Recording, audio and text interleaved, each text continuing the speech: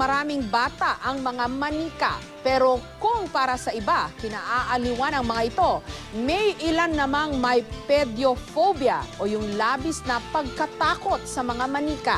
Si Ruth Cabal on assignment. Ang mga cute na manika, madalas kinagigiliwan ng mga bata. Pero ang isa sa mga pinakapaboritong laruan ng kabataan, bakit nga ba nagiging kasangkapan ng katatakutan? Sa Mexico, isang islang hindi tinatangkang dayuhin ng mga turista. Ito ang Islas de las Muñecas o Island of the Dolls. Puno kasi ito ng mga manikang kakilakilabot ang itsura.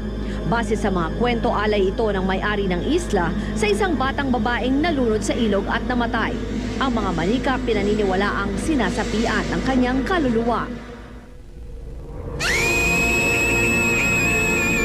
Mula noon hanggang ngayon, bida na rin sa mga pelikula, Pinoy man o Banyaga, ang mga sinasapiang manika. Ang pinaka-original na pinanggagalingan ng takot dito dahil sa associated siya sa pangkukulam. Sariwa pa nga raw sa alaala ni Ninya ang makapanindig balahibong karanasan sa kanyang dating paboritong manika. May time na po na lowbat na po siya, hindi na po siya talaga tumutunog. Tapos in the middle of the night po, bigla po siyang tumunog. Kinilabutan po kasi napaka-impossible naman po na manika. Tapos wala na siyang battery. Tapos bigla siya mag-play mag-isa.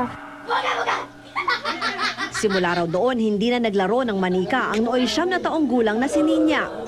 Nagkaroon na siya ng isa sa mga di pangkaraniwang phobia, ang pediophobia o fear of dolls. It's a learned response, no? Yung tao nagkaroon ng hindi magandang karanasan sa isang bagay at since that incident or that experience, nagkaroon siya ng association dun sa experience at saka dun sa bagay na yon. Ang phobia ng isang tao mawawala lang daw kung unti-unting tatapalan ng magandang karanasan ang alaala ng isang bagay na labis na kinatatakutan.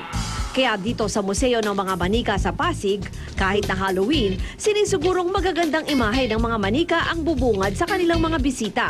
Tulad na lang nitong mga manikang nakabihis witch, scarecrow at maleficent. We brought up the children loving dolls talaga. Pinipresent namin it's in such a way na ma-appreciate nila in a pretty way. Hindi yung nakakatakot. Lahat ng tao may kinatatakutan, pero ang anumang takot malalampasan kung haharapin sa halip na takasan. Ruth Cabal, GMA News.